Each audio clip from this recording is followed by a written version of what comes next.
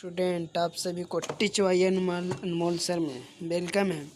आज जो हम लोग करेंगे क्लास 10th का हिस्ट्री चैप्टर 1 यूरोप में राष्ट्रवाद, जो कि आपको बहुत ही इम्पोर्टेंट है। चलिए देखते हैं क्वेश्चन की तरफ। देखिए क्वेश्चन फर्स्ट है आपका कि फ्रांस की क्रांति का प्रमुख कारण क्या था। यानी कि फ्रांस की क्रांति का प्रमुख कारण क्या था। तो जो फ्रांस की क्रांति का प्रमुख कारण था, इसका बिल्कुल ही राइट आंसर है ऑप्शन नंबर बी, निरंकुश शासन। क्वेश्चन नंबर 2 की तरफ चलते हैं।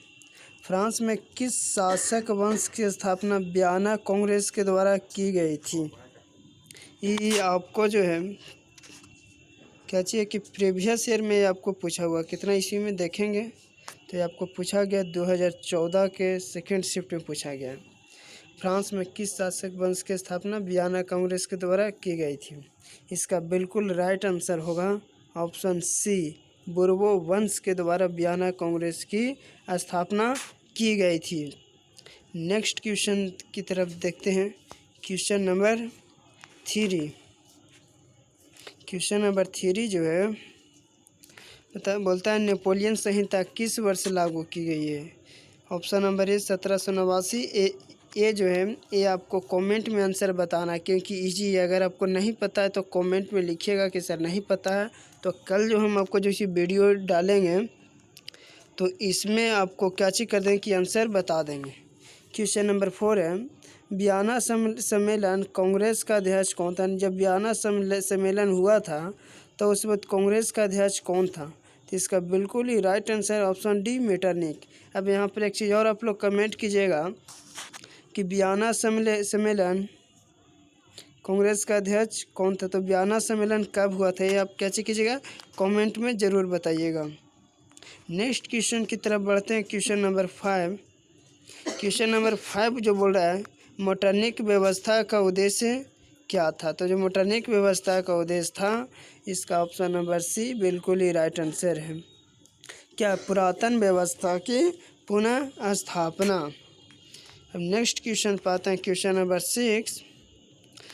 नंबर 6 है, बोलता है मेटरनिक कौन था। इसका जो राइट आंसर होगा ऑस्ट्रिया का चांसलर कौन था। मेटरनिक जो था एक ऑस्ट्रिया का चांसलर। क्वेश्चन नंबर नेक्स्ट है क्वेश्चन नंबर है आपका 7। क्वेश्चन नंबर 7 है किसने कहा था फ्रांस जब छींकता है तो बाकी यूरोप को सर्दी और जुकाम हो जाता है। यानी कि कौन से जो व्यक्ति थे जो यह बात बोले थे कि फ्रांस जब छींकता है तो बाकी यूरोप को सर्दी जुकाम हो जाता है। यूरोप जो है, यूरोप एक आपका महादेश है। क्या है, याद रखिएगा, यूरोप जो है ये आपका महादेश है। इंग्लिश में बोले तो कॉन्टिनेंट है। वर्तमान में अगर आपसे पूछा जाए महादेश, इससे पूछेगा नहीं बट बेसिक जानकारी ज़रूरी है। वर्तमान में जो महादेशों की संख्या टोटल 7 महादेश है। 7 महादेश में से सबसे बड़ा जो महादेश आता है आपका एशिया महादेश आता है, जिसमें हमारा देश भारत भी आ जाता है।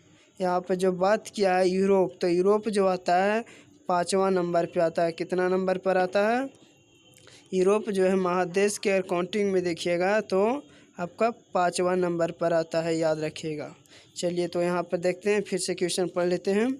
किसने कहा था फ्रांस जब छींकता है तो बाकी यूरोप को सर्दी जुकाम हो जाता है। तो इसका बिल्कुल ही राइट आंसर है ऑप्शन सी, मेटरनिक के द्वारा यह बात बोला गया था कि जब फ्रांस छींकता है तो यूरोप को क्या हो जाता है, सर्दी जुकाम हो जाता है। नेक्स्ट क्वेश्चन की तरफ बढ़ते हैं। क्वेश्चन नंबर 8 नेपोलियन कोड में कुल कितना कोड थे। तो जो कोड था, जो नेपोलियन कोड में टोटल 5 कोड था। कितना कोड था बाबू, 5 कोड था। क्वेश्चन नंबर नेक्स्ट देखते हैं। देखिए क्वेश्चन नंबर जो नेक्स्ट है क्वेश्चन नंबर 9 रोमनीवाद क्या था। क्या चीज़, रोमनीवाद क्या था? तो इसका बिल्कुल ही राइट आंसर है ऑप्शन नंबर बी, एक सांस्कृतिक आंदोलन था। क्वेश्चन नंबर 10 देखिएगा, इटली एवं जर्मनी वर्तमान में किस महादेश के अंतर्गत आते हैं? अभी तुरंत बताएं कि महादेश 7 होता है, तो इटली और जर्मनी जो आते हैं यूरोप महादेश, यानी ऑप्शन सी इसका बिल्कुल ही राइट आंसर है। कि अब नेक्स्ट क्वेश्चन की तरफ बढ़ते हैं। क्वेश्चन नंबर 11,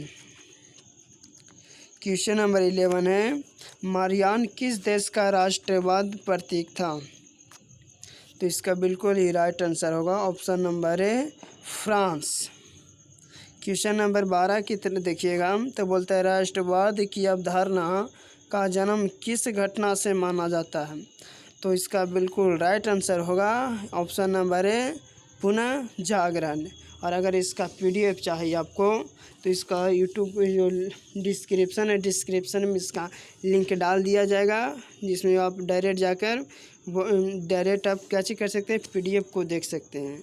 पीडीएफ आपको बिल्कुल सेम ही रहेगा।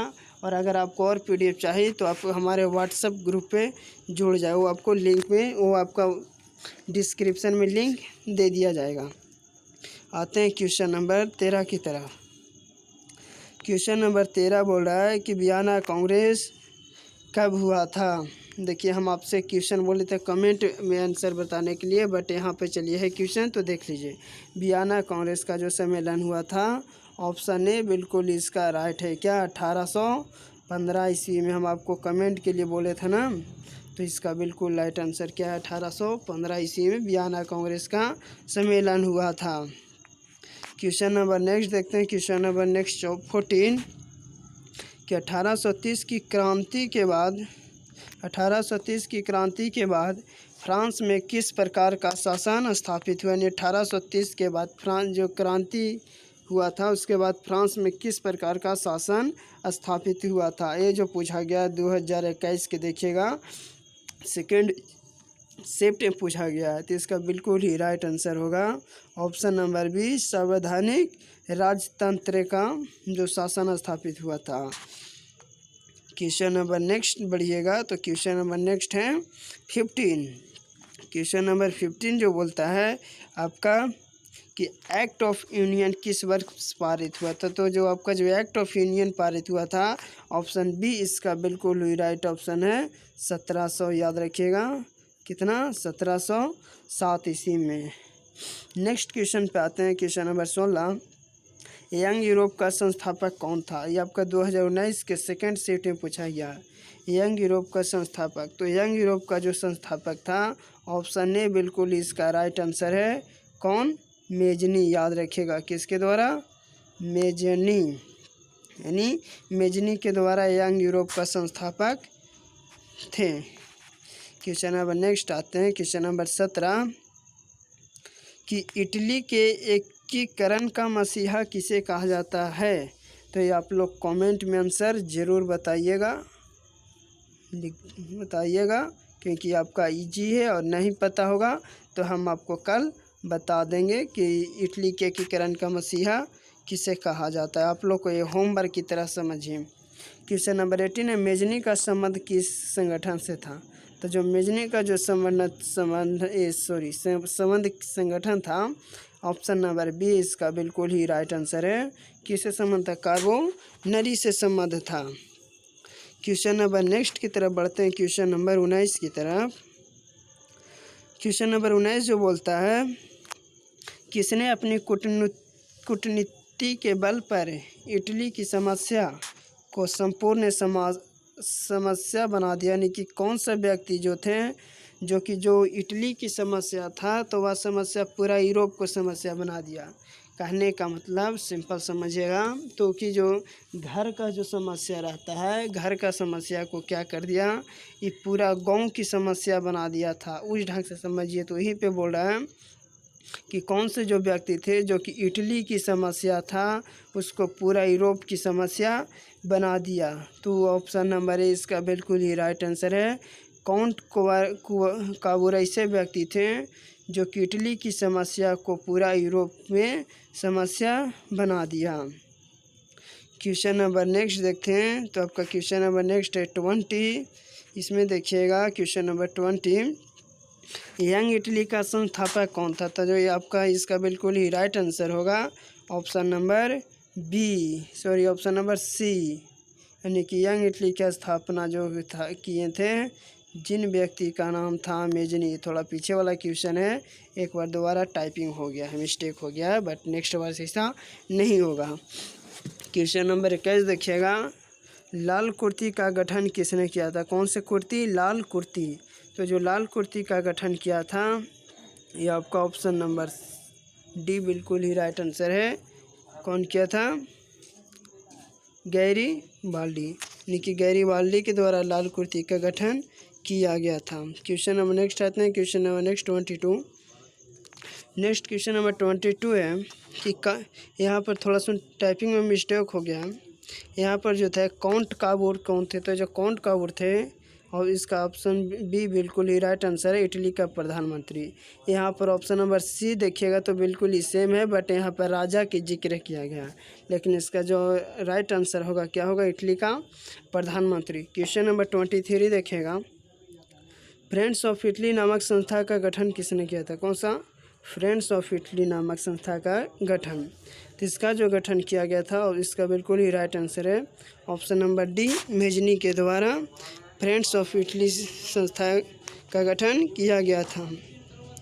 आते हैं क्वेश्चन नंबर 24। क्वेश्चन नंबर 24 में कि कार्बोनरी की स्थापना किस वर्ष हुई थी? तो जो कार्बोनरी की इसका स्थापना हुआ था इसका बिल्कुल राइट आंसर है ऑप्शन नंबर ए, 1810 ईस्वी में क्या किया गया था कि कार्बोनरी की स्थापना की गई थी। क्वेश्चन नंबर 25 की तरफ से बढ़ते हैं कि गैरीबाल्डी पेशे से क्या था? ये आपका 2014 के सेकेंड शिफ्ट में पूछा गया। तो गैरीबाल्डी जो पेशे से थे एक क्या चीज़ थे? एक नाभिक थे। पेशा मतलब आप लोग समझते हैं, जैसे आप लोग को जब फार्म भरा आता है कुछ चीज़ का भी तो उसमें लिखा जाता है कि पिताजी आपके क्या करते हैं, यानी कि पेशा का मतलब होता है, सिंपल सी भाषा समझिए, काम, क्या चीज़ यानी वर्क होता है। क्वेश्चन नंबर नेक्स्ट देखिएगा, क्वेश्चन नंबर 26 कि काउंट काबूर को विक्टर इमैनुअल ने किस पद पर नियुक्त किया था? 26 का देखिएगा तो कुछ प्रीवियस में ज़्यादा ही पूछा गया है। 2017 के सेकेंड शिफ्ट एवं 2020 के फर्स्ट शिफ्ट में पूछा गया है। काउंट काबूर को विक्टर इमैनुअल ने किस पद पर नियुक्त किया था? यानी विक्टर इमैनुअल जो व्यक्ति हैं वो जो काउंट काबूर को कौन से पद पर नियुक्त किए थे? तो इनका जो बिल्कुल ही राइट आंसर होगा ऑप्शन नंबर सी, प्रधानमंत्री के पद पर इमैनुअल जो थे काउंट काबूर को क्या किए थे? नियुक्त किए थे। क्वेश्चन नंबर 27 की तरफ बढ़ते हैं। इटली के एकीकरण में निम्न में से किसका संबंध नहीं? यहाँ पर देखिएगा बोल रहा है कि इटली का जब एकीकरण हुआ था तो इसमें किसका संबंध नहीं था? 2021 के फर्स्ट सिटिंग पूछा गया। तो इसका जो बिल्कुल राइट आंसर होगा ऑप्शन नंबर है बिस्मार्क। क्वेश्चन नंबर 28 देखिएगा, विलियम प्रथम कहाँ का शासक था? तो जो विलियम प्रथम शासक थे ऑप्शन नंबर बी इसका बिल्कुल ही राइट आंसर है। कहाँ के शासक थे? प्रासा के शासक थे। क्वेश्चन नंबर नेक्स्ट देखते हैं, क्वेश्चन नंबर नेक्स्ट 29 है कि जोल्वेराइन की स्थापना किस राज्य ने की थी? जोल्वेराइन था जिसकी स्थापना किस राज्य ने की? तो इसका बिल्कुल ही राइट आंसर है ऑप्शन नंबर ए, प्रासा के द्वारा की गई थी। क्वेश्चन नंबर 30 है कि सीडान का युद्ध किसके बीच हुआ था? तो जो सीडान का युद्ध हुआ था आपका ऑप्शन नंबर सी इसका बिल्कुल ही राइट आंसर है, प्रासा और फ्रांस के बीच में। अब आप लोग यहाँ पे कमेंट करके बताइएगा कि सीडान का युद्ध कब हुआ था। Question number next question number 31 की तरफ बढ़ते हैं। क्वेश्चन नंबर 31 जो है, बिस्मार्क किस विद्वान की विचारधारा से प्रभावित है? नहीं, जो बिस्मार्क थे किस विद्वान के विचारधारा से प्रभावित है? तो इसका बिल्कुल ही राइट आंसर होगा ऑप्शन नंबर बी, हिंगेल के विद्वान की विचारधारा से प्रभावित थे। क्वेश्चन नंबर देखते हैं 32। क्वेश्चन नंबर 32 जो बोल रहा है कि जर्मनी एवं इटली के एकीकरण के विरुद्ध निम्न में से कौन था? ये आपका 2021 के फर्स्ट शिफ्ट में पूछा गया है। इसका जो बिल्कुल राइट आंसर होगा ऑप्शन नंबर सी, ऑस्ट्रिया जो देश है, यह जो देश है जो कि जर्मनी के एवं इटली के जब एकीकरण हो रहा था तो इसमें क्या किया था? विरुद्ध था कि इसका एकीकरण नहीं होवे। क्वेश्चन नंबर 33 की तरफ बढ़िएगा। क्वेश्चन नंबर 33 बोलता है नेपोलियन ने जर्मनी में किस संघ की स्थापना की? जो नेपोलियन था जो कि जर्मनी में कौन सी संघ की स्थापना की थी? तो ये जो अब इसका ऑप्शन बिल्कुल ही right answer option number C Rhine संघ। संघ का मतलब सिंपल भाषा में समझिएगा कोई गठन, जैसे हमारे यहाँ जैसे हुआ था यूएनओ। तो आप लोग कमेंट में बताइएगा कि यूएनओ का गठन कब किया गया था। क्वेश्चन नंबर नेक्स्ट देखते हैं 34। क्वेश्चन नंबर 34 जब बोलता है किस युद्ध के बाद जर्मनी का एकीकरण हुआ था? तो किस युद्ध के बाद जर्मनी का एकीकरण हुआ था? तो इसका बिल्कुल ही राइट आंसर है ऑप्शन नंबर डी, जो आपका सीडान का युद्ध हुआ था इसके बाद। तो पता चलिए क्वेश्चन नंबर नेक्स्ट देखते हैं 35। जर्मेनिया क्या थी? तो जो जर्मेनिया थे आपका एक राष्ट्र का प्रतीक था। राष्ट्र का मतलब याद रखिएगा देश, क्या चीज? देश, यानी देश का प्रतीक का मतलब क्या चीज़ होता है? चिन्ह होता है, यानी सिंबल होता है। क्वेश्चन नंबर 35 देखिए हो गया। 36 की तरफ बढ़ते हैं कि जर्मनी का एकीकरण कब पूरा हुआ था? तो जर्मनी का एकीकरण कब पूरा हुआ था?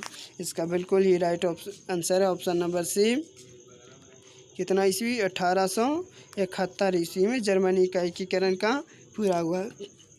अब आप लोग कमेंट करके बताइएगा कि जर्मनी का एकीकरण होना स्टार्ट कब हुआ था।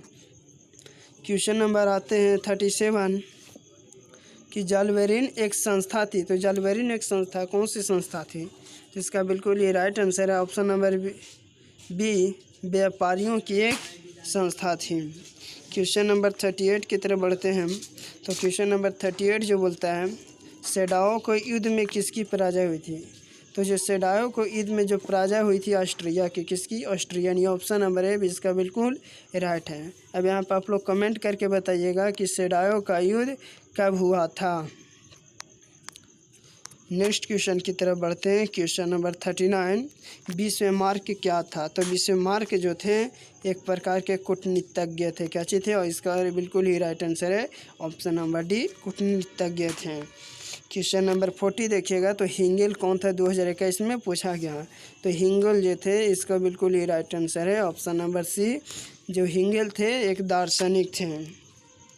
क्वेश्चन नंबर 41 की तरफ बढ़ते हैं। क्वेश्चन नंबर 41 है कि सन 1870 में फ्रांस और प्रूसिया के बीच युद्ध कहाँ हुआ था?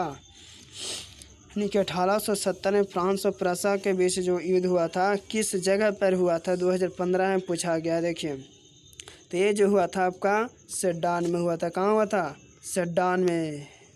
इसमें आप लोग क्वेश्चन कमेंट के लिए बोले थे कि सेडान का युद्ध कब हुआ था? तो इसका बिल्कुल ही राइट आंसर यहाँ पर देख लीजिए कितना 1870 ईस्वी में क्या चीज़ किया था? सेडान का युद्ध हुआ था। सेडान का युद्ध जो 1870 ईस्वी में हुआ था। क्वेश्चन नंबर नेक्स्ट देखते हैं 42 किस संधि के द्वारा जर्मनी का एकीकरण पूरा हुआ था?